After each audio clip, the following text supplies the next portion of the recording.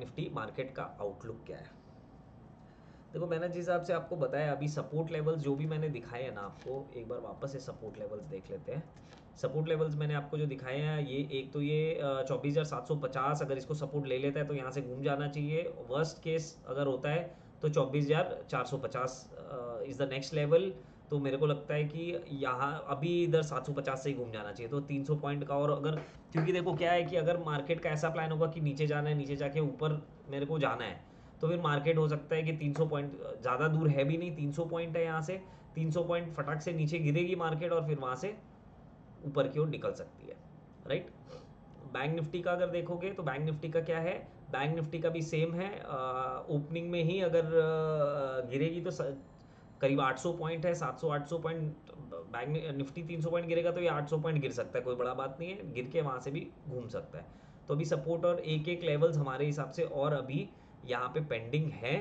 तो अगर वो हो जाते हैं तो वेल एंड गुड, अगर नहीं भी होते तो भी इट्स ओके, तो कोई दिक्कत नहीं है। अब देखो, इसमें मार्केट का आप लोग को डेटा देख के बहुत सारा क्लियरली समझ में आ रहा होगा कि मोस्ट ऑफ दिस सेलिंग जो चीज़ ये हो रही है, this is because of the D I, because of the F I eyes.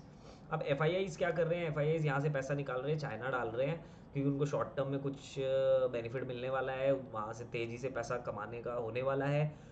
और इंडियन मार्केट के कंपैरिजन में चाइनीज़ मार्केट का वैल्यूएशन थोड़ा सा बेटर है। नॉट ओनली दैट, इसमें सबसे ज़्यादा इंपॉर्टेंट चीज़ ये भी है कि हम लोगों को बहुत ज़्यादा डरने की ज़रूरत नहीं है, क्योंकि China is not a reliable economy.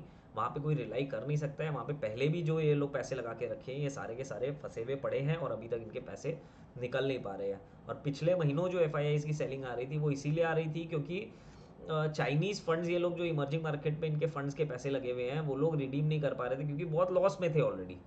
तो इसके कारण वो लोग पैसे रिडीम नहीं कर पा रहे थे, तो उनको इंडियन स्टॉक्स बेच के अल्टीमेटली अपना रिडेम्पशन का पैसा चुकाना पड़ रहा था। ठीक है, तो इसमें ऐसा कोई देखा जाए तो कुछ वो नहीं है।